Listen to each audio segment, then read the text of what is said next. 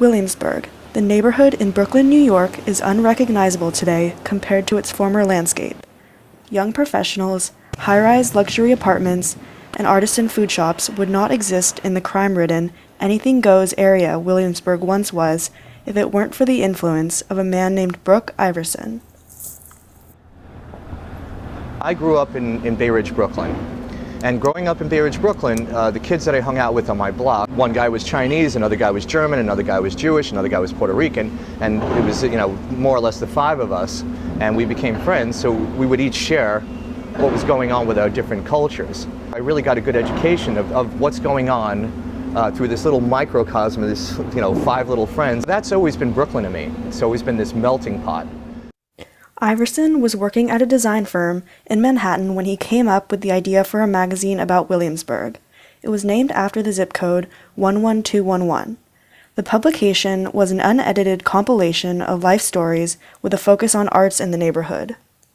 It's called a general interest publication. It's very much like the New Yorker. There was a magazine in the Flatiron District where I had my design firm called the Flatiron Magazine. In July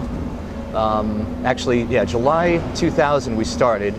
August we were in production getting articles and put up posters around the neighborhood for artists and illustrators and writers to contact us about a local magazine that's only going to be about the neighborhood, and the name of the publication was 11211. The other subversive thing in terms of the brand was, this is Brooklyn, but this is also America. And one of the things you can do in America is you have a freedom of expression, freedom of speech. So I had a no editing policy where the magazine was wholly built on whatever it is that you gave us, we're going to print that first draft on this beautiful paper in this beautiful magazine in color. When I was working with these artists and with this writer, Kay Devon, on this project called the Awful Project, where we took basically garbage and mounted it into artwork. So I had a photographer and a painter. I was the designer. We would actually take real people's garbage and put it in there. So that, and then we had the writer also add in some artistic notes or renderings or commentary about the artwork. She was the last one to write on that. Iversen met McLaughlin, an artist and poet who would eventually contribute to the publication as a writer. How did you get involved kind of working with Breuk? Breuk thought I was a homeless woman. I was out on a love action for a project that I was working on at the time. I was publishing pages from the world's longest open love letter there, but then Breuk, in typical fashion, pushed my envelope, gave me some real journalistic assignments that involved actually interviewing people and doing research, which was a turn for me around a corner that I was terrified of and really enjoyed very much. With the intention of helping businesses in the neighborhood, Iversen saw another opportunity to promote the culture and arts. There was a drive for me to, one, help the businesses, but I knew deep down inside I could support this art movement called Awful. I can support or train the new transplants and the artists that have come here what Brooklyn is, what it's about from my perspective. And that was going to be something along the lines of you have to respect your neighbors. They're natives. You're a visitor. You respect them. I'm going to do this with the publication where I'm going to speak to the Spanish community. And so the poster campaign that we put out in 2000 was in Yiddish, was in Spanish and Polish. So we didn't need to do the Italian because the Italians are more or less blended into the culture over a century. So this engaged not only the local community, but all the hipsters wanted to see what was going on. So when we finally came out with the first issue in September 2000, that became a real interesting thing. We kind of took like this highbrow approach while putting in this lowbrow, all-encompassing content. So we would have writers, and a number of writers got in touch with me from the New York Times. So we'd have like a writer from the Madison magazine or the New York Times, and then right next to that would be a poem by like a 9-year-old girl, Spanish girl, who wrote this wonderfully endearing little poem, and we put her poem like right next to this. So nobody knew what they were going to find. Nobody knew what they were going to run into when you'd open up the pages of 11211, and to keep this mystery going. Advertising was a key aspect of the magazine, providing funds for publication, and in return, the businesses gained more publicity. The guy who owns this restaurant, the Rabbit Hole Cafe, he was our very first advertiser. He had a cafe on Bedford Avenue called The Reed. I ended up opening my cafe, the Reed Cafe, and it was hard as hell the first couple of years. Actually just brutal, trying to get it to stay alive. But after that, it took on its own sort of momentum. And by the time we closed, you know, we were very, very busy, very popular. We just took it from there, and all the other advertisers wanted to know who else is advertising. So then I started to throw in, you know, I said, well, the Reed Cafe, you know. So that's it. You start with one, and then you just keep on rolling it out from there. Directly with Breuk. He fed us. Yeah. And it was anything, you know, it wasn't just coffee and scones. We did have food. So, you know, if push came to shove, you know, at least we keep them alive. And that's important. We closed because of a dispute with my landlord. Iversen saw, experienced, and measured the impact of the magazine in various ways. What was the impact? The impact was I distributed half of the magazines in Manhattan, half of the magazines in Brooklyn. So we mostly went to Williamsburg, which there wasn't that many places to drop off here, not 10,000 copies. We went to Dumbo, we went to Greenpoint, and then in Manhattan we went to Tribeca. First issue we went to every single house up and down those streets in Soho and dropped off 2 copies and stuffed them in mailboxes. We dropped a lot off at NYU. So that's the kind of crowd that we were looking for, at least for the younger crowd. Why? Williamsburg was very specific. There was a lot of underground things going on here, a lot of underground parties, a lot of crime going on, and we wanted to show that we're a community that's like kind of doing, you know, living in this rough town and rough piece of, you know, a rough neck of the woods. So we dropped a lot off in the East Village, in Tribeca, in Soho, and Greenwich Village. In the second issue, I started to push the idea of, well, you guys in Manhattan, you don't want to come to Brooklyn. Well, we don't want you here. We have something really cool and really special. This was kind of the persona. This was kind of the attitude.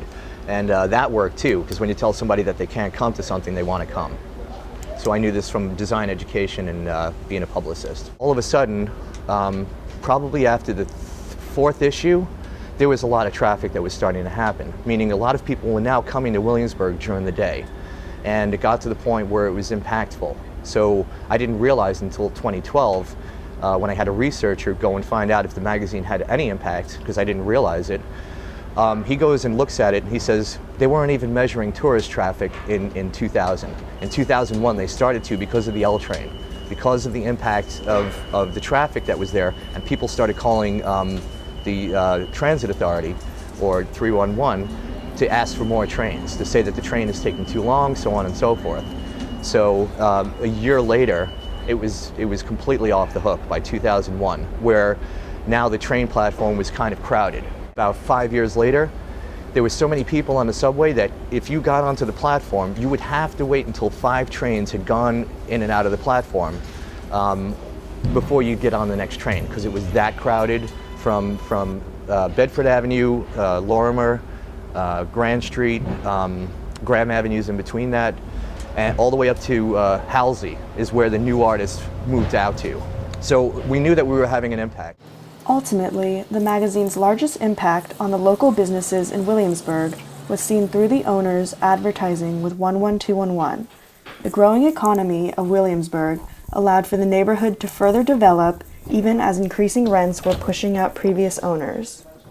It was about business, really.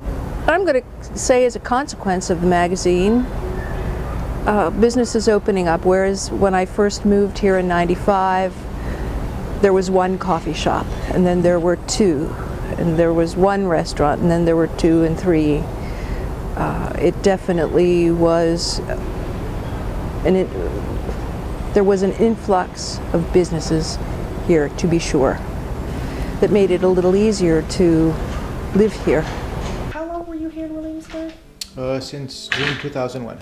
Okay, and have you had the same business, or has it kind of changed? It's morphed. It started as a cell phone store, and then we changed with the needs of the community, and we became a packing and shipping center. I came to Williamsburg with business in 2002. I opened up Downtime Spa. It started out as, and then I expanded it to the Beehive Salon in 2008. Oh, it was so quiet back then, right? We had little mom and pop places, and then all of a sudden, the buildings started going up, and that's when everything changed. Yeah. Now all your corporate stuff is in here now. Yeah. Before it was Fabion's, it was Brooklyn Handknit. I came in right when Fabian was doing it. Right. Not really. The neighborhood is the neighborhood. So anytime we advertise, we get our neighborhood. We don't get anyone else that comes in. We serve I want to say a 5-block radius, 6-block radius. I don't think anyone further than that. And now it's an influx of tourists. So you can't advertise to the tourists. He did a whole article on us, and then we had a lot of press in the salon when we first opened. Yeah, we had a nice run. 1121 was the popular magazine back then. There wasn't really too much. There was The Onion, and I don't know what else was here. He was pretty much it in Williamsburg.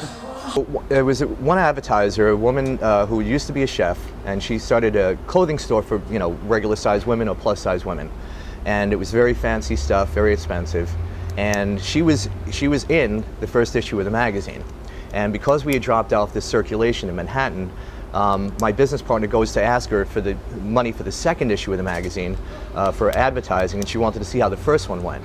And as he's in the store asking her for it, she's arguing with him, yeah, the magazine hasn't done anything, it was $250 that I spent, that's down the tubes. And while he's there, a very well-dressed woman, probably from Soho, came with the magazine under her arm. And so he hangs out there, and he keeps on talking to her, just conversations about what are these items in the store and all of this kind of stuff. And she spent about $500. He just stood there and looked at Rose, who's the owner, and looked at her, and he was like, so she was like, okay. She wrote out another check for $250, and so she continued to advertise with us for a long time. She saw a direct impact as to what the magazine had done, what the circulation of 5,000 magazines, or probably 7,000 we printed or threw into the city at that point, because there wasn't enough artists here. We would throw a pile of like 100 or 200 books into a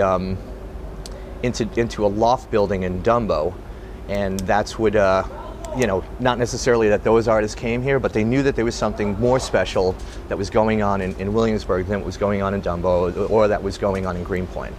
So, and then yes, they started, some of the business owners had mentioned, we've definitely seen an increase in traffic, and we've definitely seen an increase in the type of people that are coming. So everybody wants to be a part of something, an underground movement.